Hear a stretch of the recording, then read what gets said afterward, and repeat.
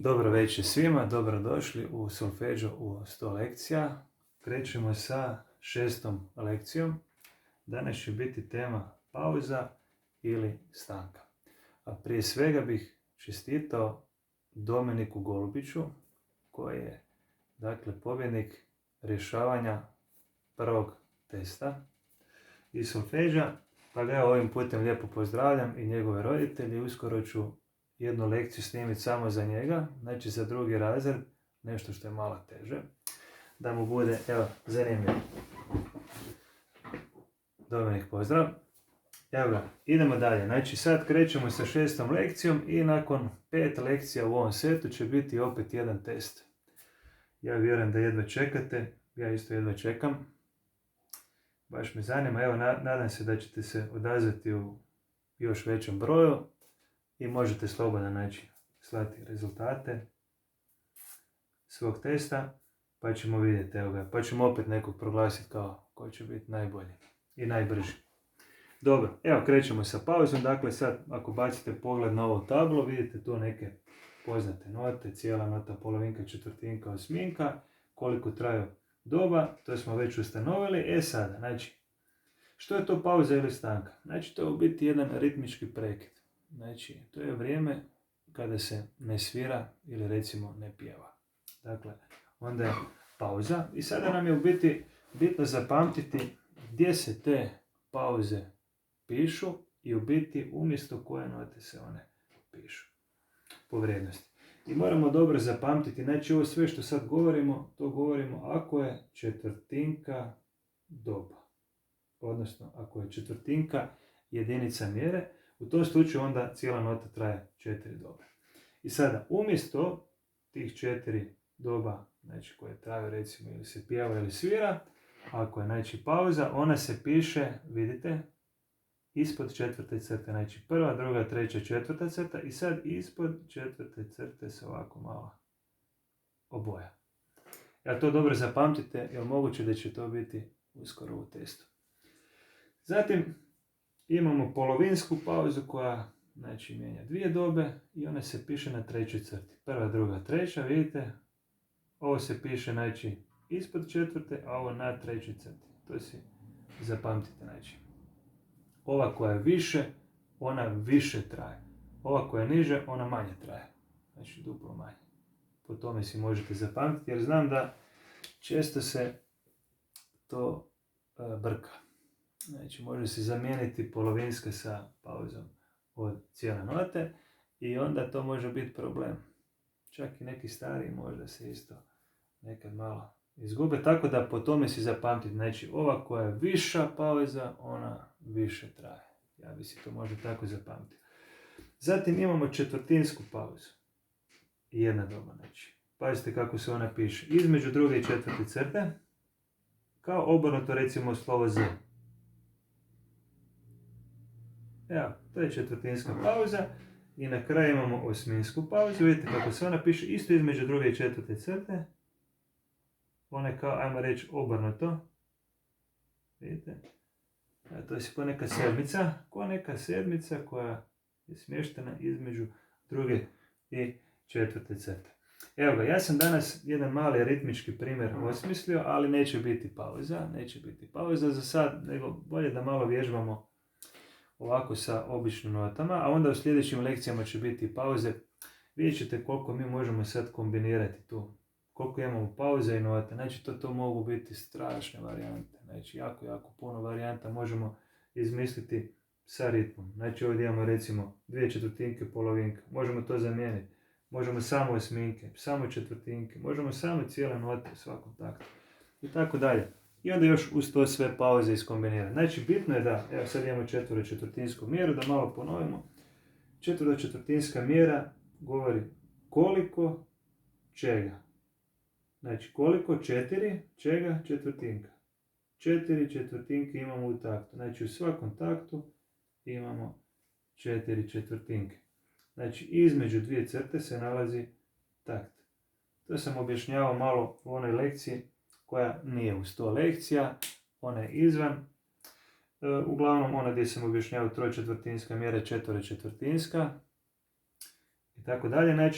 tamo sam objašnjavao malo takt i tako dalje, ali evo sad ću malo ponoviti. Znači takt se nalazi unutar dvije crte i uvijek u svakom taktu mora biti onoliko doba koliko je mjera ukazala na početku.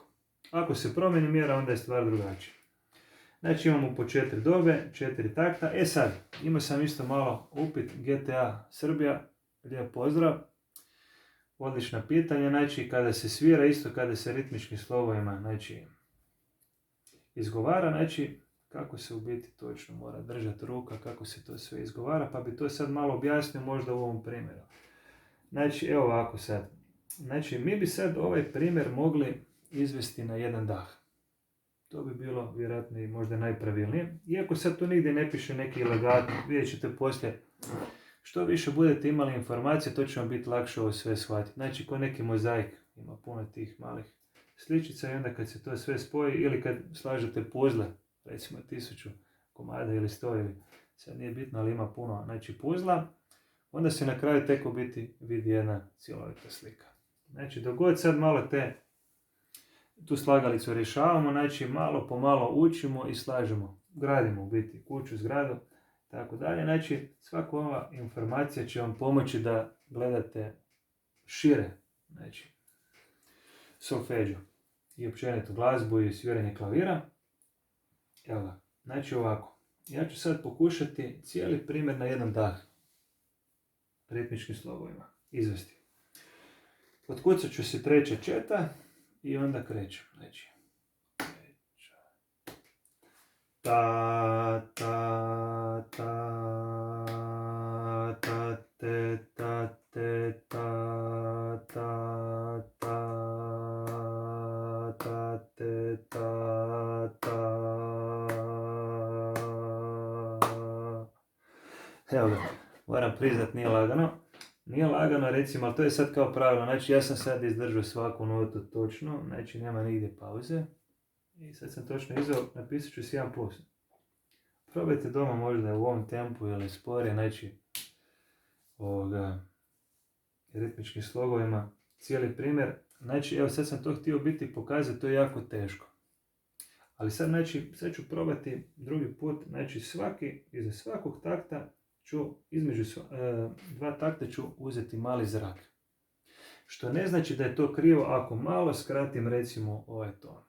Znači ako znamo da je ovo tu sad polovinka i da ja sad ću možda ostati bez zraka, znači onda ću morati uzeti zrak, ali to ne znači da ja ne znam taj ritam izvesti. Evo to ću vam sad. Znači izvesti, znači uzet ću zrak između svakog takta. I vidjet ćete kako to zvuči. Znači uzem puno zraka.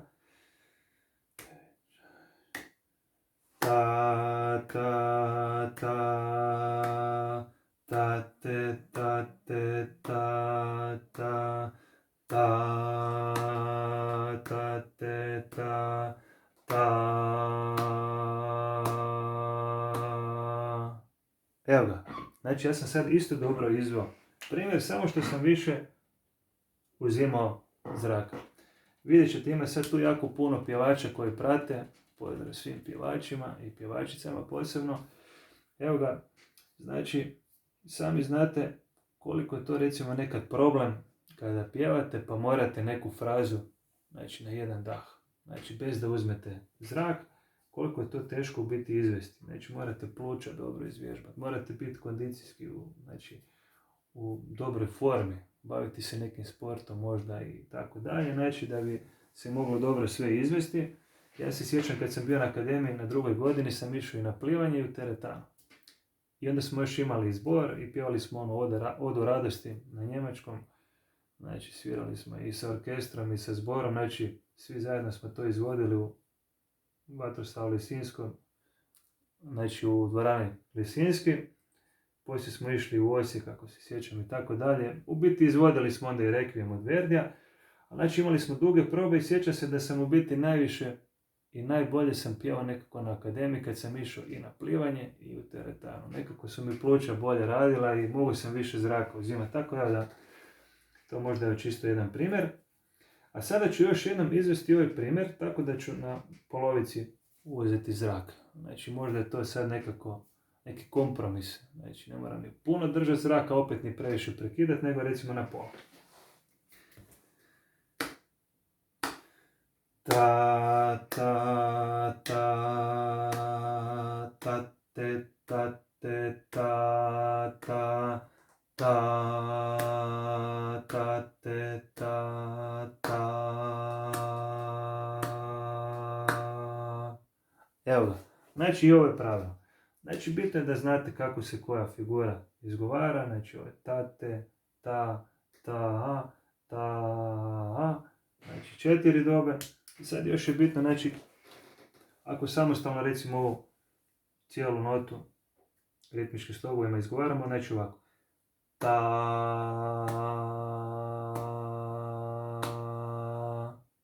evo ga, znači prema gore, kraj.